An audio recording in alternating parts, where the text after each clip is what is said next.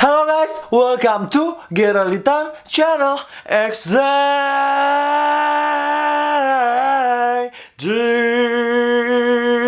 Yeah.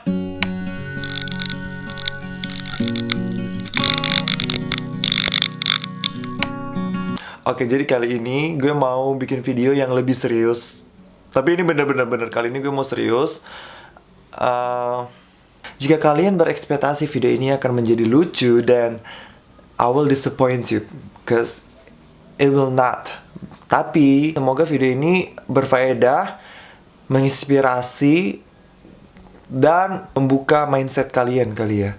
Jadi ceritanya beberapa waktu yang lalu member EXO itu datang ke Indonesia. Jadi kayak si Kai Chen dan Suho tuh datang ke Indonesia untuk menghadiri acara meet and greet Nature Republic. Waktu itu Nature Republic itu juga mengundang beberapa influencer untuk datang, termasuk gue, tapi gue nggak bisa datang. Acaranya berjalan baik, lalu tiba-tiba beberapa hari setelah itu muncul sebuah tweet yang gue temukan di Twitter. Jadi tweet itu intinya berkata seperti ini: enak kali ya jadi K-pop influencer ya, kayak yang mau datang ke acara EXO tinggal diundang gratisan gitu.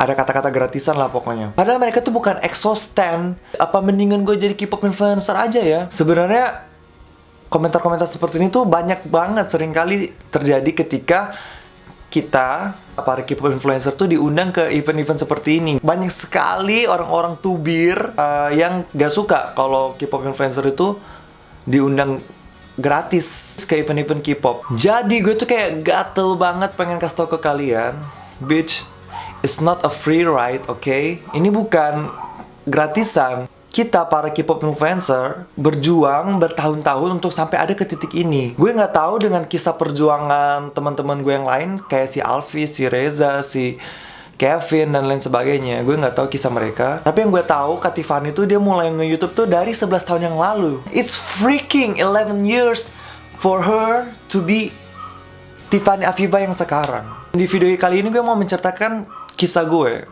Dan di video kali ini gue mau bercerita tentang perjuangan gue bisa sampai ada di titik seperti yang sekarang ini, yang kalian bilang hidup gue enak, datang ke event-event gratis. Well, I will tell you everything in this video. Jadi kalau kalian tahu, gue tuh tumbuh dan besar di sebuah kota yang bernama Kota Palu. Seberapa terbelakangnya ke Kota Palu 20 tahun yang lalu ya. Waktu gue kecil di Palu tuh tidak ada yang namanya McD. Well, sampai sekarang juga nggak ada sih yang namanya McD. Dan Pizza Hut aja itu baru ada di Palu itu setelah gue SMA, coy. Kalau misalnya weekend kita kemana? Kita nggak ke mall. Di Palu tuh nggak ada mall. Sama sekali nggak ada mall waktu gue kecil. Adanya itu supermarket gede. Iya, kita main ke supermarket, atau sekedar main ke pantai, atau sekedar main ke gorong-gorong. Tidak ke gorong-gorong. Waktu kecil gue nggak pernah tahu cita-cita gue apa ya. Sampai suatu hari muncul acara IMB di Trans TV. Dan di situ ada Brandon, ada Hudson, Putri Ayu, dan lain sebagainya. Dan acara itu waktu itu sangat big, sangat terkenal ya. Pokoknya intinya kayak everyone want to be Brandon, everyone want to be Putri Ayu, everyone want to be on the show. Semua orang pengen ada di show itu, termasuk gue. Dari situ gue punya goals. Gue pengen jadi artis. Tapi saat itu gue tuh pengen jadi artisnya tuh karena diri gue sendiri, karena aku pengen terkenal kayak gitu kan. Gue mau jujur, gue dulu berasal dari keluarga yang kaya. Kekayaan keluarga gue tuh berasal dari usaha nenek gue ya. Oke, singkat cerita, di Palu itu bokap gue buka rumah makan. Di Palu itu dulu nggak ada tuh yang namanya restoran. Jadi kayak di Palu tuh adanya tuh kayak ya warung-warung. Intinya tuh nggak ada kayak restoran yang bener-bener tempat buat orang nongkrong, tempat buat orang hangout. Pada saat itu, bokap gue berinisiatif membuka sebuah restoran yang didekor dengan menarik. Lalu kita menjual makanan-makanan yang unik, belum ada di Palu, yaitu mie hot plate. Nah, restoran gue waktu itu cukup terkenal, cukup rame. Sehari penghasilan tuh bisa kayak yang 10-20 juta. Dan kalau misalnya kalian orang Palu, kalian pasti tahu. Gue yakin banget kalian pasti tahu. Jadi restoran bokap gue waktu itu namanya Mr. Koki. Iya, Mr. Koki itu punya gue, anjing. Nah, restoran gue tuh serame itu sampai akhirnya orang-orang lain itu melihat itu sebagai peluang ya. Jadi mereka melihat bisnis rumah makan tuh menjanjikan gitu. Beberapa tahun berikutnya mulai bermunculan restoran-restoran sejenis. Pada akhirnya di Palu itu semuanya orang tuh bisnisnya rumah makan. Gue juga nggak ngerti kenapa semua orang buka rumah makan.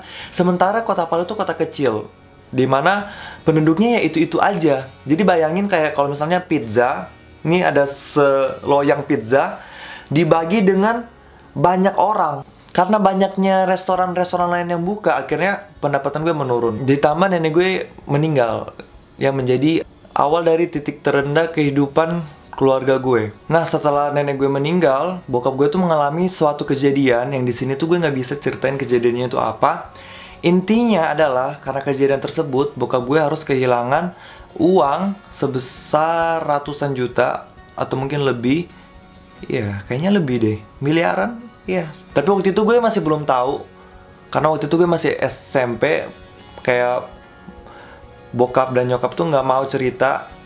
Tapi gue tahu ada yang salah dengan keluarga ini. Kalian tau lah kalau kayak keluarga punya masalah, meskipun orang tua kalian gak cerita, kalian pasti kayak punya feeling kan, ini ada sesuatu nih yang gak bener. Pada akhirnya untuk bisa bertahan hidup, bokap dan nyokap gue pinjam uang kanan kiri. Pada saat itu gue masih merasa gue tuh masih kaya. Nah, sampai akhirnya gue lulus SMP, gue minta sekolah di Surabaya. Yang mana di sekolah di Surabaya itu tentu saja biayanya tuh tinggi. Lalu singkat cerita gue mendaftar ke salah satu sekolah di Surabaya, yang dimana sekolah itu ya termasuk sekolah yang ya lumayan elit ya. Beberapa bulan setelah gue mendaftar, gue inget banget hari itu gue lagi di kamar berdua sama nyokap. Nah terus tiba-tiba nyokap tuh nanya gitu, "Ger, kamu beneran mau sekolah di Surabaya?"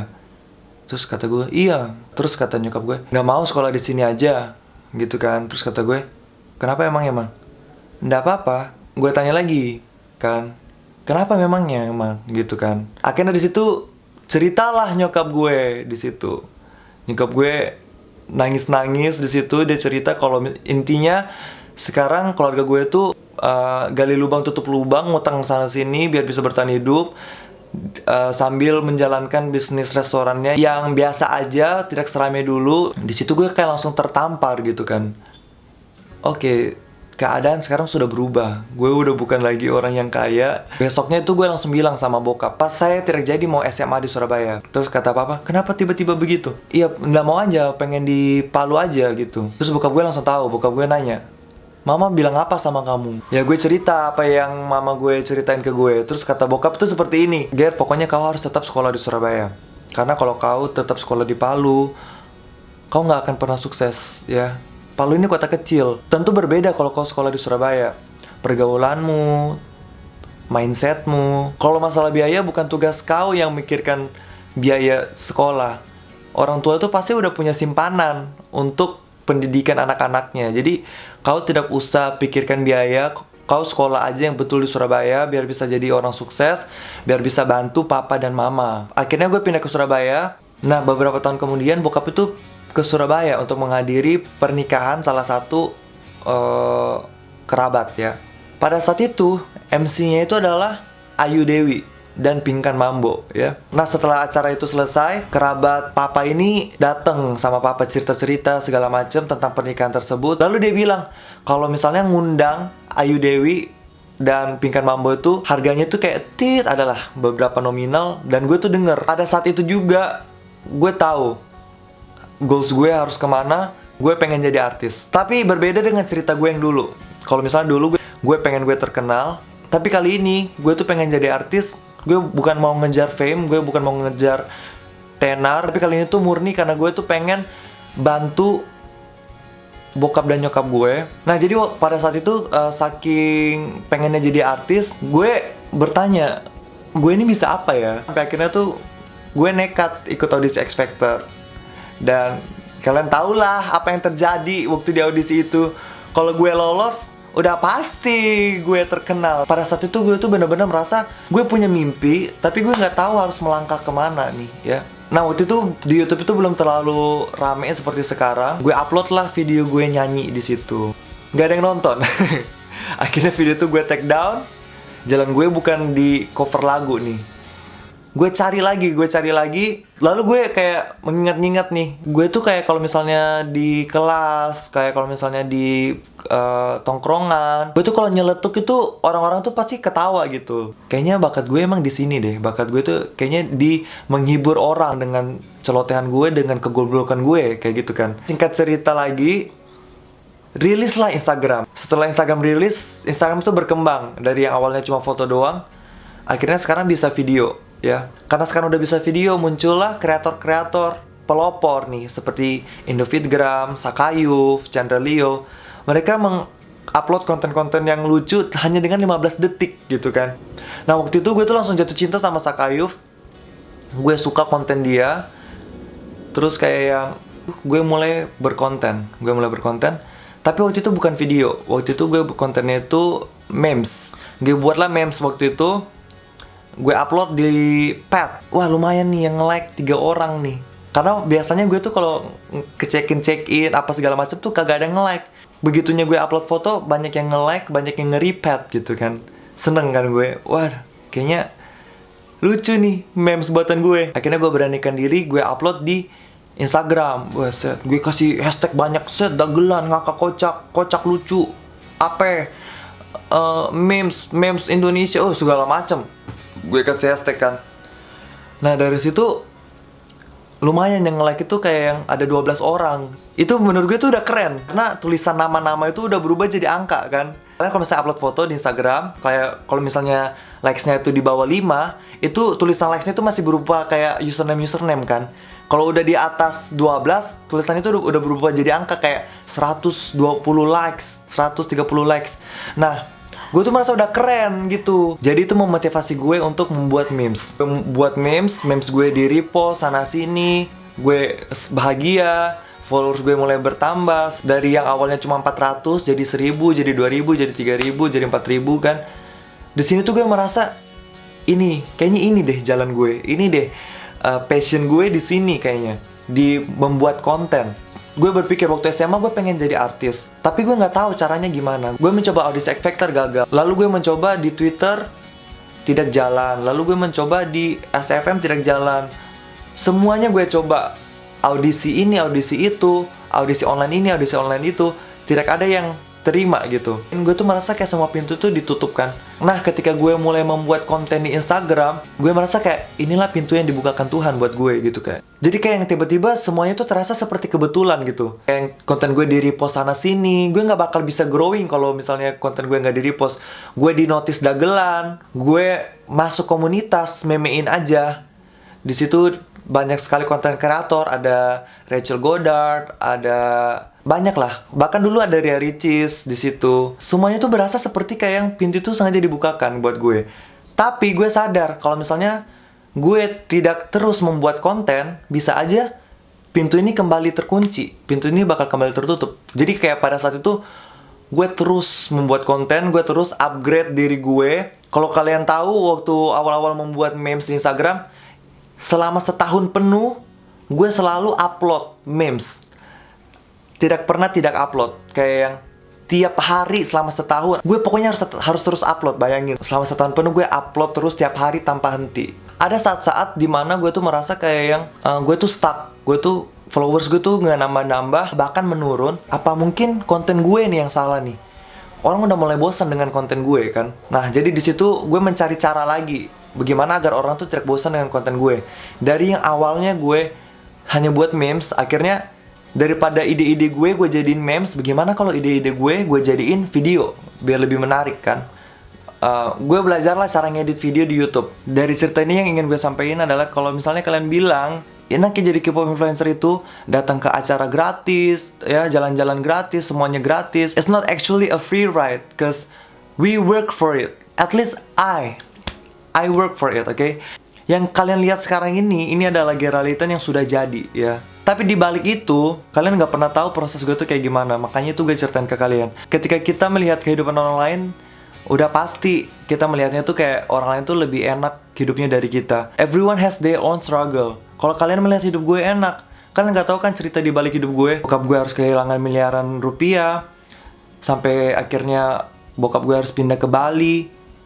Di Bali mencoba mulai dari awal lagi. membuka rumah makan, tapi ternyata tidak jalan.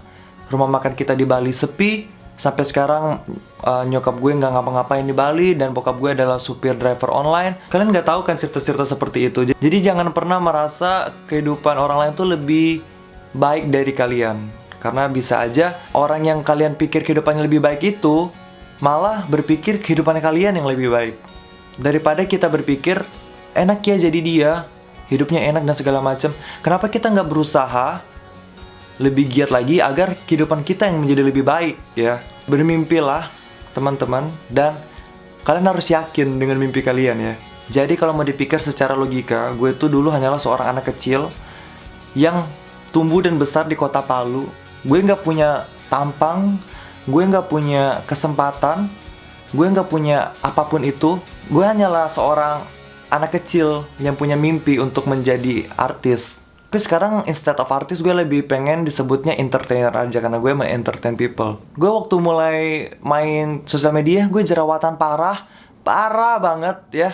Gue jelek, gue hitam, tapi nyatanya gue survive. Gue bisa terus growing, gue bisa terus berkembang. Kenapa? Karena gue punya mimpi. Akhir kata, gue berkali-kali ingin banget ngingetin kalian untuk terus bermimpi, tapi jangan lupa untuk bangun dan lakukan sesuatu. Karena mimpi hanya akan menjadi mimpi kalau kalian tidak bangun dan melakukan sesuatu. Oke? Kayak misalnya kalian, gue pengen jadi YouTuber, tapi kalian gak pernah buat konten. It's a bullshit. Mimpi kalian tidak akan pernah terjadi. Oke? Dan jangan pernah merasa gagal, karena itu adalah bagian dari proses. Nikmati prosesnya dan kalian akan mencintai hasilnya. Sampai ketemu di video berikutnya. Bye-bye.